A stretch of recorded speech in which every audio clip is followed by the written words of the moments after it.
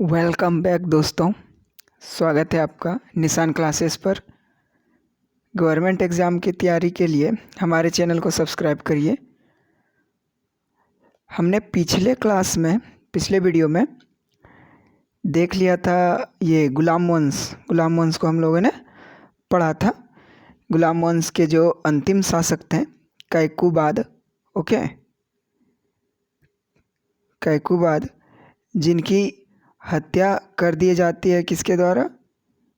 Khilji family के द्वारा। ठीक है, तो जिनका मर्डर किया जाता है खिलजी फैमिली के द्वारा, यानी जलालुद्दीन खिलजी के द्वारा, और दिल्ली के गद्दी पे फिर खिलजी वंश शुरू हो जाता है। तो खिलजी वंश 1290 से लेकर के 1320 एडी से तक चलता है। ठीक है, 1290 से शुरू होता है, 1320 तक आकर ख़त्म होता है खिलजी डायनेस्टी। और ये रहा खिलजी डायनेस्टी का मैप। देखिए, खिलजी डायनेस्टी यहाँ तक फैला हुआ था। ये चलेगा पहला पे। तो खिलजी डायनेस्टी यहाँ तक फैला हुआ था। मतलब देखा जाए तो इंडिया के उस टाइम के इंडिया के नॉर्दर्न साइड पूरा, उस टाइम के इंडिया के पूरा नॉर्थ कवर किया गया था। साउथ को छोड़ करके नॉर्थ ईस्ट और नॉर्थ वेस्ट, ठीक है, और सेंटर में हल्का सा, यानी कि ईस्टर्न रीजन को छोड़ करके, सेंट्रल रीजन को छोड़ करके और साउथ को छोड़ करके बाकी इधर भी। और आगे पता लगेगा कि साउथ में क्या खिलजी जा पाते हैं, अपना शासन स्थापित कर पाते हैं या नहीं, वो आगे हम लोग चर्चा करेंगे। तो बने रहिए हमारे वीडियो के साथ, एंड तक देखिएगा। और इतना 100% गारंटी के साथ है कि अगर आपने इस वीडियो को पूरा डिटेल्ड में अच्छे से बिना स्किप किए देख लिया तो खिलजी डायनेस्टी से आने वाले एक भी प्रश्न नहीं छूटेंगे एग्ज़ाम में, क्वेश्चंस में। चलिए देखते हैं नेक्स्ट। जलालुद्दीन खिलजी। तो जलालुद्दीन खिलजी जो है ये फाउंडर है खिलजी डायनेस्टी के। Founder of Khilji dynasty Jalaluddin Khilji. Question आता है कि खिलजी वंश के संस्थापक कौन है? ठीक है, तो जलालुद्दीन खिलजी। जलालुद्दीन खिलजी का एक और नाम है जलाल उद दीन खिलजी। ठीक है, जलाल उद दीन खिलजी, याद रखिएगा। जलालुद्दीन खिलजी का जो राज्य अभिषेक होता है, यानी कि उनको राजमुकुट पहनाया जाता है, वो किलो खरी या किलूगढ़ी, ठीक है, किलो खरी या किलूगढ़ी में उनका राज्याभिषेक यानी राजमुकुट वो धारण करते हैं। ठीक है, अब देखिए जैसे वो राजा बनते हैं, क्योंकि उन्होंने ये उस फैमिली को, ये गुलाम वंश के, तो उन्होंने गुलाम वंश के शासक को, राजा को मार करके राजगद्दी हासिल किया था। ठीक है, तो जब ये इन्होंने किया, ये है जलालुद्दीन खिलजी, तो इन्होंने जब ये कांड किया, मतलब उनको मार करके और राजगद्दी लिया, तो इनके खिलाफ विद्रोह हो गया। विद्रोह होना भी लाजमी था क्योंकि लोग इनसे नाराज़ थे, और कुछ नोबिलिटीज़ भी। अब समझिए यहाँ पे नोबिलिटीज़ क्या होते हैं। ठीक है, तो देखिए अभी जो गवर्नमेंट के साथ बड़े बड़े बिजनेसमैन जुड़े हुए रहते हैं ना, तो ये उस टाइम के गवर्नमेंट थे। गवर्नमेंट यानी कि उस टाइम के ये सरकार थे, इनका शासन चलता था। तो इनके साथ भी बड़े बड़े यानी पैसे वाले आदमी, रेपुटेशन वाले आदमी जुड़े हुए रहते थे, ताकि अगर उस टाइम के शासक को कभी कोई मदद चाहिए तो उनको कैसे मदद मिलेगा, वो मदद करेंगे, नॉबिलिटीज़ मदद करेंगे। नॉबिलिटीज़ का हिंदी होता है रईस, ठीक है ना। तो बड़े बड़े रईस जो थे, सौदागर थे, वो इनके साथ जुड़े हुए रहते थे, ताकि उनका भी फ़ायदा और इनका भी फ़ायदा। ठीक, वही केस है। ठीक है, जैसे आज के सरकार, और ये ज़रूरी भी है कि सरकार जुड़े रहे बड़े बिजनेसमैन के साथ, तो वैसे ही उस टाइम भी था। ठीक है, तो कुछ नॉबिलिटीज़ और जो विद्रोह हुआ मालिक चच्छू के द्वारा। ठीक है, मालिक चच्छू के द्वारा कहाँ पे? कड़ा मनिकपुर में। कड़ा मनिकपुर नाम का एक जगह है, वहाँ से विद्रोह हो गया 1290 में। तो इनके खिलाफ विद्रोह होना शुरू हुआ। तो इन्होंने क्या किया कि इन्होंने सबसे पहले अपने बेटे को अरकाली खान, ठीक है, सबसे पहले अपने बेटे को अरकाली खान को भेजा कि जाओ बेटा विद्रोह दबा के आओ। ओके, लेकिन अनफॉर्चुनेटली ये जो है दुर्भाग्य से ये बेचारा नहीं दबा पाए क्योंकि विद्रोह थोड़ा तेज़ था। उसके बाद भेजा जाता है इसको, ये कौन है, ये है अलाउद्दीन खिलजी। ठीक है, ये खिलजी है, KHI, ठीक है, ये अलाउद्दीन खिलजी है। अब इसके बाद इससे तो सब कोई परिचित है, अलाउद्दीन खिलजी। तो उसके बाद इसको भेजा जाता है और ये जो है कि सक्सेसफुली उसको विद्रोह रोक लेता है क्योंकि ये ऐसे ही थोड़ा था मतलब लंठ टाइप से, तो रोक ही लेता है सबको। उसके बाद क्या होता है कि इसके इस कार्य से खुश होकर के जलालुद्दीन जो है, जलालुद्दीन, ठीक है, जलालुद्दीन, तो जलालुद्दीन, ये जलालुद्दीन जो खिलजी है, जलालुद्दीन खिलजी, ये इसके अलाउद्दीन के इस कार्य से खुश होकर के बोलता है कि बेटा यहाँ का जो गवर्नर था सॉरी, मलिक चच्चू था गवर्नर। ठीक है, तो यहाँ का जो गवर्नर था मलिक चच्चू था, अब जो है कि तुम यहाँ का गवर्नर बनोगे क्योंकि अब उसको रिप्लेस कर दिया गया। ये तो विद्रोह किया तो इसको मार करके शांत कर दिया गया। अब बोला कि अब यहाँ का गवर्नर तुम बनोगे, कौन, अलाउद्दीन खिलजी, तुम बनोगे। तो अलाउद्दीन खिलजी जो है ये यहाँ का कड़ा मानिकपुर का अलाउद्दीन खिलजी जो है कड़ा मानिकपुर का गवर्नर बन जाता है। ठीक है, अब देखिए कड़ा मानिकपुर का गवर्नर बनने के बाद इसको भेजा जाता है फिर कहाँ पे, अवध से भी रिवॉल्ट होना शुरू हो जाता है, विद्रोह होना शुरू हो जाता है। तो ये कहाँ जाता है, अवध जाता है। ठीक है, अवध, ओके, ये अवध जाता है। तो अवध जाने के बाद वहाँ भी इसने काफ़ी विद्रोह रोका था, रिवॉल्ट रोका था। ठीक है, उसके बाद क्या होता है कि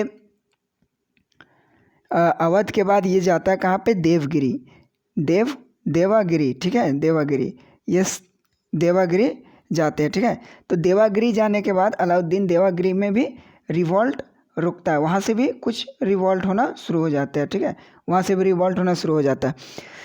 तो ये करते करते मतलब कि 6 साल का, लगभग 6 साल का वक्त जो है गुजर जाता है, 6 साल का, यानी कि 1290 से ये शुरू हुआ था तो 96 तक जाता है। ठीक है, और हाँ, इस दौरान तो खिलजी का शादी ब्याह हो चुका था, इसके बारे में आगे डिस्कस करेंगे।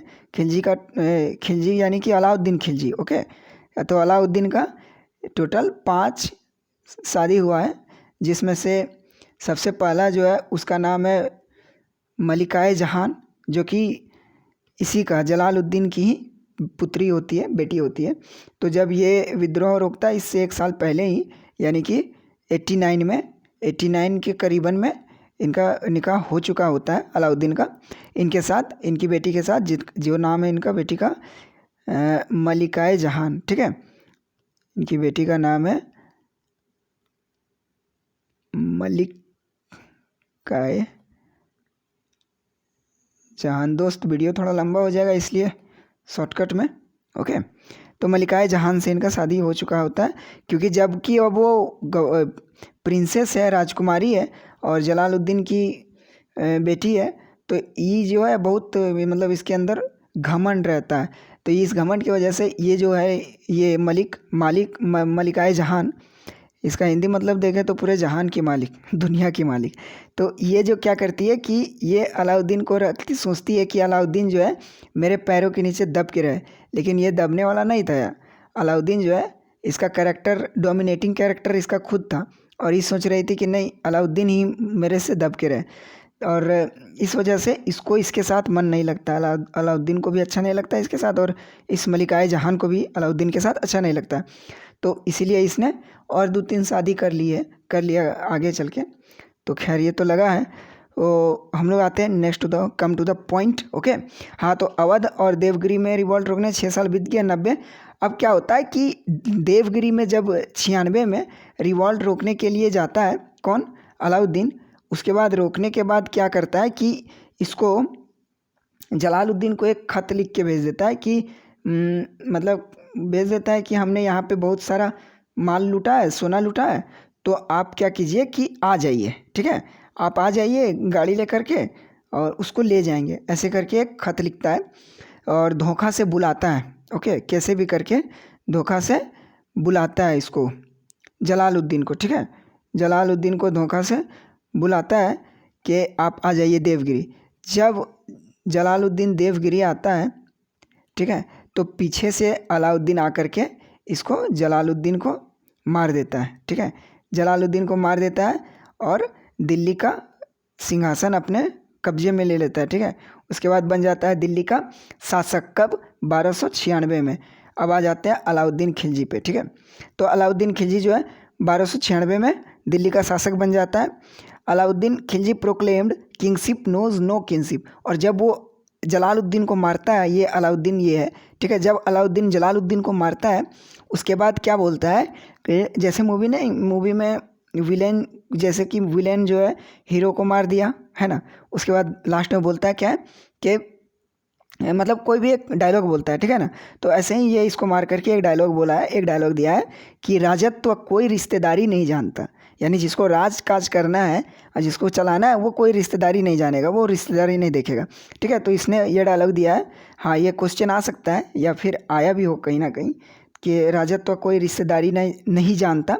ये किसके द्वारा ये किसका कथन है? ठीक है, कथन है। ये चीज़ को इंपॉर्टेंट मार्क कर दिया, आप लिख लीजिएगा। अलाउद्दीन जो है ये खुद को दूसरा अलेक्जेंडर यानी कि सेकेंड अलेक्जेंडर, दूसरा सिकंदर कहलाना बहुत पसंद करता था।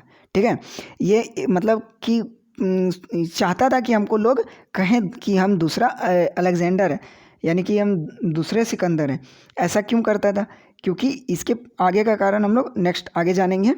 तब तक के लिए है ना, तो आगे पता चल जाएगा कि क्यों इसको दूसरा सिकंदर भी कहते थे लोग, कहते भी थे। ऐसा नहीं कि ये बोलता था कि हमको बोलो और कोई बोलता नहीं था, क्योंकि इसका कारनामा भी वैसा ही कुछ था। ठीक है, तो सिकंदरे ए सानी का टाइटल जो है, टाइटल यानी उपाधि इसने लिया था खुद के लिए। ठीक है, और ये सिक्का जो है अलाउद्दीन के टाइम का है, यानी खिलजी डायनेस्टी का है। और इसमें जो ये नक्शा बना हुआ है ना, ये नक्शा नहीं है, ये है अलाउद्दीन जो है अपना ये सिकंदरे सानी लिखवाया है, इस पर इंस्क्रिप्शन करवाया कि मैं दूसरा सिकंदर हूँ। ठीक है ना, मैं दूसरा अलेक्जेंडर हूँ, सेकंड अलेक्जेंडर हूँ। ओके, अब देखते हैं आगे।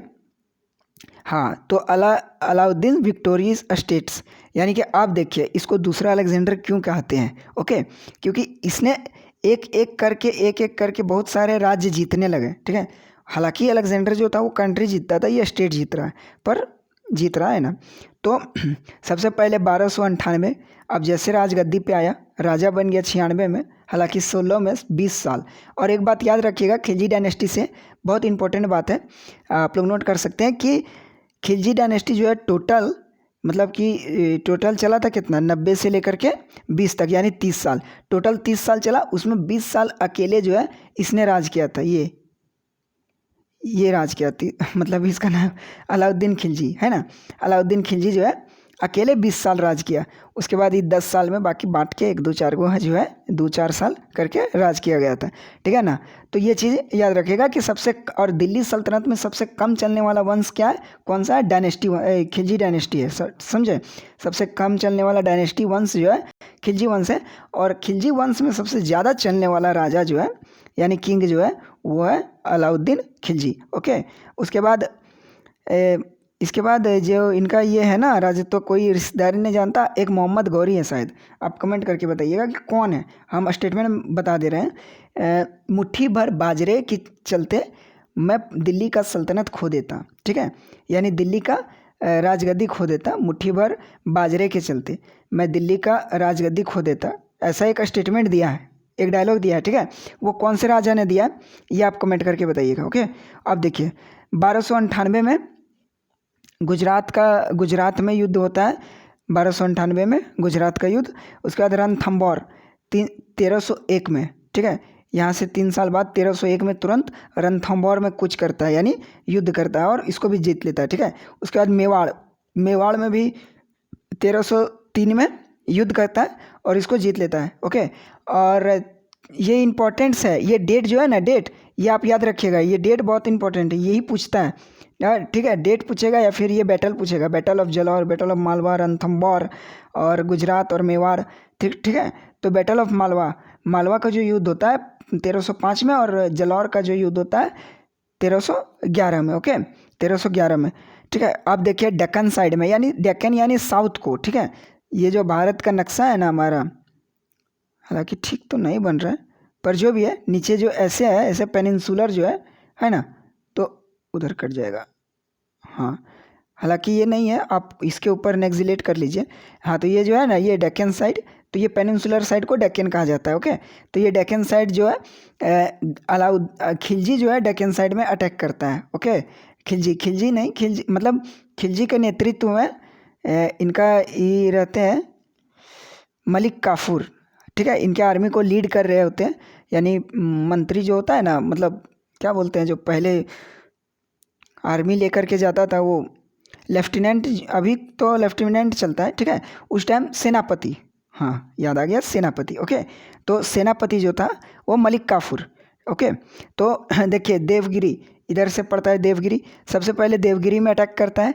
देवगिरी में रामचंद्र नाम के रूलर रहते हैं, रामचंद्र यादव रूलर हैं, ठीक है, यादव डायनेस्टी के। तो ये डायनेस्टी है, ठीक है, यादव वंश के है, ये ककातिया वंश का है, और ये होयासाल वंश का, और ये पांड्या वंश का, ठीक है। तो देवगिरी में रामचंद्र यादव रूलर को, ठीक है, वारंगल में प्रताप रुद्रदेवा ककातिया रूलर को, ठीक है। उसके बाद द्वार समुद्र में वीर बलाल थर्ड, ठीक है, वीर बलाल थर्ड को होयासाल रूलर। उसके बाद मदुरई में वीर पांड्या रूलर, ठीक है। उसके बाद ये जो है मलिक काफूर इन सबको भी डिफेटेड करते जाता है, हराते जाता है, ठीक है। अब आगे देखते हैं हाँ, प्रणाली की शुरुआत करता है, कुछ कुछ नया नया प्रणाली लाता है, जैसे दाग प्रणाली। ये क्या होता है कि घोड़ों की नस्ल होती है। ओके, मतलब ये इसका मीनिंग नहीं है कि घोड़ों का नस्ल होता है, ये दाग प्रणाली के अंतर्गत अच्छे नस्ल के घोड़े वो लाया करते थे, ब्रांडिंग ऑफ हॉर्स, ठीक है ना, घोड़ों के ब्रांडिंग करते थे, ब्रांडिंग ऑफ हॉर्स, ठीक है। उसके बाद हो सकता है कि मेरा कहीं हिंदी में लिटिल छोटा सा कहीं मिस्टेक आ जाए, लेकिन कोई बड़ा मेजर मिस्टेक नहीं आएगा, ये आकार विकार में लिखने में मिस्टेक आएगा, क्योंकि हिंदी ठीक से हो नहीं रहा है हमसे, ठीक है, हम इंग्लिश थोड़ा अच्छा होता है। चलिए आ जाते हैं दूसरे पे, चेहरा नाम का ये प्रणाली जो है इंट्रोड्यूस करता है, ठीक है। डिस्क्रिप्टिव रोल ऑफ सोल्जर, मैंने सैनिक का वर्णात्मक रोल, ठीक है, वर्णात्मक रोल। इसमें क्या होता है कि सैनिक का वर्णात्मक रोल होता है, यानी पूरा सब कुछ होता है, ठीक है। आप लोग इसको देख लीजिएगा, ये याद रखिएगा, बेस मेन ये है दाग और ये चेहरा, ठीक है, दाग और चेहरा क्या रहता है, तो दाग रहता है ब्रांडिंग ऑफ हॉर्स, हालांकि चेहरे में दाग है ना, ये हो सकता है इनके चेहरे में दाग, किसी का चेहरा उसमें दाग है, लेकिन ये इनका थोड़ा अजीब है, नाम भी रखा है, ओ क्या हो गया, ये अजीब थोड़ा है कि दाग, ठीक है। अब आते हैं नेक्स्ट पे, या आप ये याद रखिएगा, चेहरा और दाग, ठीक है। नेक्स्ट क्या है, हाँ, ही सेट अप 3 मार्केट्स। अब देखिए, अब थोड़ा कहानी सुनना पड़ेगा आपको, है ना, छोटा सा कहानी है, बहुत लंबा नहीं है, और अब लगभग होने वाला है। तो देखिए ही क्या करता है ना, कि इसके पास कितना दिमाग है अलाउद्दीन खिलजी के पास, हम खुद पढ़ रहे थे तो सोचे इसको। देखिए ये है कि 3 मार्केट लगाता है दिल्ली में, ठीक है, 1 मार्केट 2 मार्केट नहीं, 3 मार्केट, पूरा 3 मार्केट लगाता है। ये क्या हो रहा है यार, ओके, 3 मार्केट लगाता है ये अलाउद्दीन, और 3 मार्केट में पहला मार्केट जो होता है ना, उसमें रखता है, क्या रखता है, तो पहला मार्केट में वो रखता है फूड ग्रेन, है ना, खाने पीने का सामग्री यानी राशन का सामान, ठीक है। दूसरा में रखता है, सेकेंड में कॉस्टली क्लोथ्स, महंगे वस्त्र, है ना, कॉस्टली क्लोथ्स। उसके बाद तीसरे मार्केट में क्या रखता है कि घोड़ा, स्लेव्स और कैटल, है ना, कैटल, घोड़ा, स्लेव और कैटल यानी जानवर, है ना, तो जानवर।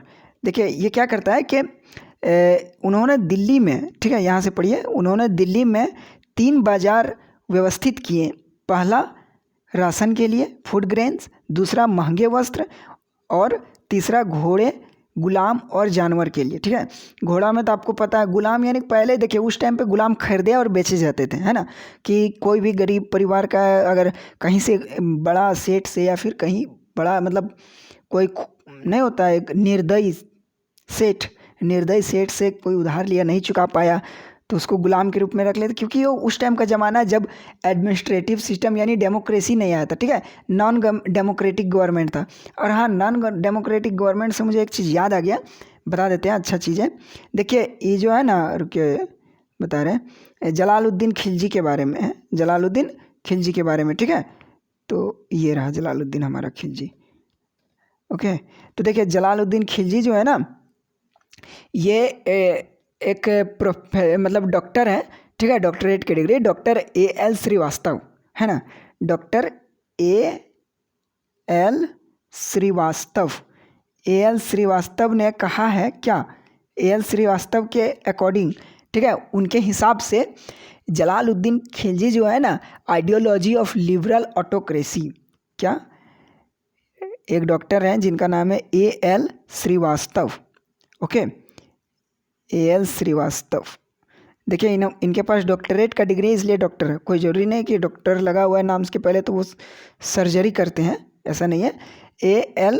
श्रीवास्तव, ठीक है, A.L. श्रीवास्तव जो है, तो A.L. श्रीवास्तव ने कहा according to him, according to A.L. Srivastava है ना, ये जो है ideology of liberal autocracy, liberal autocracy का मतलब क्या होता है ना, तो लिबरल ऑटोक्रेसी का मतलब ये होता है कि आप यहाँ पे निरंकुश, मतलब निरंकुश शासन, ठीक है, निरंकुश यानी कि देखिए ये नॉन डेमोक्रेटिक गवर्नमेंट है इनका, जलालुद्दीन का, ठीक है, नॉन डेमोक्रेटिक गवर्नमेंट है, मगर ये जो है इनका कहना है कि इनके पास नॉन डेमोक्रेटिक गवर्नमेंट है, लेकिन ये प्रजा के हित में, प्रजा को देखते हुए अपना कोई भी नया प्रणाली, सिस्टम या फिर नया जो योजना या फिर अभियान या कुछ भी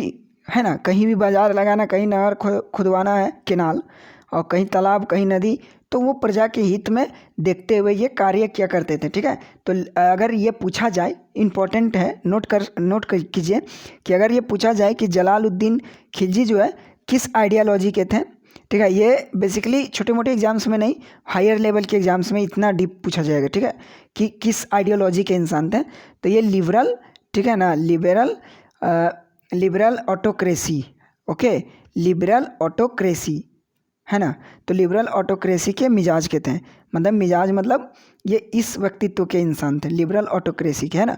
अब आ जाते हैं हम लोग अपने नेक्स्ट पे, मलिक काफूर तो हो गया था हमारा, अच्छा हाँ यहाँ पे आ गए, ओके, तो लिबरल ऑटोक्रेसी के। अब देखिए अलाउद्दीन खिलजी, अब बाज़ार लगवाया इन्होंने, हम लोग बाज़ार तो घूम रहे थे अभी, हाँ, घोड़ा वोड़ा का बिक्री हो रहा था। तो क्या जाइए अब मुस्तक राज जो है वो रिवेन्यू कलेक्शन के लिए था, ठीक है, मुस्तक राज एक पोस्ट, स्पेशल पोस्ट था जिसका नाम था क्या, मुस्तक राज है ना। मुस्तक राज जो है ये स्पेशल पोस्ट था सैनिकों का, और इस स्पेशल पोस्ट के जो ऑफिसर थे उनका काम था केवल वसूली इकट्ठा करना, टैक्स इकट्ठा करना, ठीक है, इनकम मतलब रिवेन्यू इकट्ठा करना, ठीक है। अब देखिए इन्होंने फिर एक ये किया मार्केट कंट्रोलर ऑफिसर, ठीक है, बाज़ार में नियंत्रण कंट्रोल रखने के लिए एक इसका निर्माण किया, मतलब सहाना का, ठीक है, हर मार्केट को नज़र रखने के लिए हाई ऑफिसर थे जिनको सहाना बोला जाता था, ठीक है, सहाना ये मार्केट कंट्रोलर थे, कंट्रोल करते थे मार्केट को।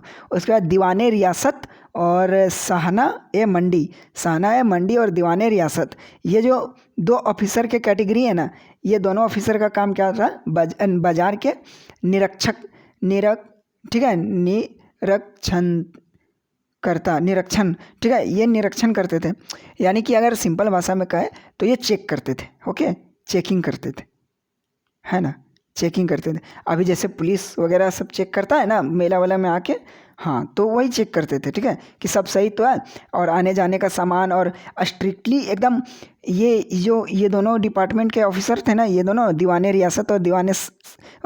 रियासत और सहानाए मंडी, ये दोनों ऑफिसर का काम रहता था कि स्ट्रिक्टली सभी के कॉस्ट के ऊपर ये करते थे कि कोई मोलाई ना हो जाए, कहीं डिस्काउंटिंग ना करे लोग, इसके ऊपर कड़ा नज़र रहता था इनका, और टैक्स लेने के ऊपर, ठीक है।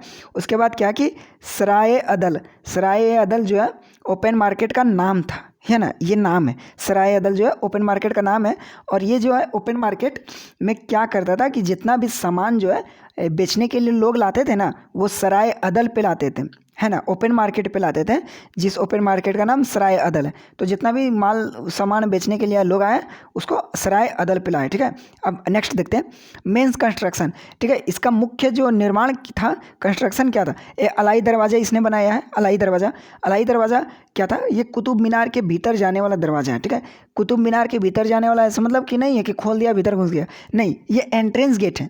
हालांकि इंग्लिश में शब्दावली ठीक नहीं है, लेकिन ठीक है कि ये एंट्रेंस गेट है, ठीक है। कुतुब मीनार का ये एंट्रेंस गेट है, यानी कि जैसे मुख्य दरवाज़ा होता है ना, हम लोग के घर घुसने से पहले का एक एंट्रेंस गेट है, उसको खोलोगे फिर घर का दरवाजा आएगा, मेन डोर। तो ये मेन डोर है ना, कुतुब मीनार का मेन डोर, यानी मेन डोर से थोड़ा पीछे एंट्रेंस गेट है, ओके। उसके बाद हजार सुतून इन्हें बनाया है इन्होंने, ठीक है। कौन, अलाउद्दीन खिलजी। हजार सुतून यानी प्लेस ऑफ 1000 पिलर, जहाँ पे एक ऐसा जगह है जहाँ पे 1000 पिलर ऐसे ऐसे ऐसे ऐसे करके खड़े हैं, और ऐसे ही खड़े नहीं हैं, मतलब अच्छा डिजाइन में खड़े हैं। उसके बाद अब देखिए आमिर खुसरो जी, इनके नाम लेने से पहले प्रणाम कर लेना चाहिए, क्योंकि ये जो है ना बहुत बड़े म्यूजिशियन थे उस टाइम के, म्यूजिशियन है ना, ये म्यूजिशियन थे उस टाइम के। Aamir Khusro was a great musician of that time, okay. तो आमिर खुसरो जो है ये उनके कोर्ट पोएट यानी कि राजकीय कवि, है ना, उनके राजकीय कवि थे। अब देखिए आमिर खुसरो से दो क्वेश्चन हम बता देते हैं, है ना, जल्दी। तबला का निर्माण, ठीक है, तबला का आविष्कार किसने किया, ये क्वेश्चन एसएससी बार रिपीट करता है, और लगभग हर एग्जाम में CHSL MTS स्टेनो CGL कुछ भी हो प्री में ये क्वेश्चन जरूर पूछता है। अगर आर्ट एंड कल्चर से क्वेश्चन आए तो यहाँ से आता है कि आमिर खुसरो निम्न में से क्या बजाते थे, तो तबला, ठीक है। आमिर खुसरो ने किस चीज़ का आविष्कार किया, तो तबला हो गया। मृदंग यानी कि जो हाथ से बजने वाला है ना, धागे न तिनक दिन पे सब यही है, ओके। आमिर खुसरो। और उसके बाद क्या होता है कि ये एक और क्वेश्चन पूछा जाता है कि हाँ, हो सकता है ये पूछ दे कि आमिर खुसरो किस राजा के कंटेम्प्रेरी थे, यानी कि समकालीन थे, तो वही हो जाएंगे ये अलाउद्दीन खिलजी, ओके। आशा करता हूँ आपको मेरा कंटेंट अच्छा लगा होगा, तो लाइक कीजिए, शेयर कीजिए चैनल को, ताकि इसका फ़ायदा और बेनिफिट आगे और लोगों को मिले। और ऐसे ही डिटेल्ड वीडियो करंट अफेयर के देखने के लिए और SSC के किसी भी एग्ज़ाम के लिए तैयारी के लिए, ओके, आप चैनल विज़िट कीजिए, वहाँ पे वीडियो है, देखिए। Thank you.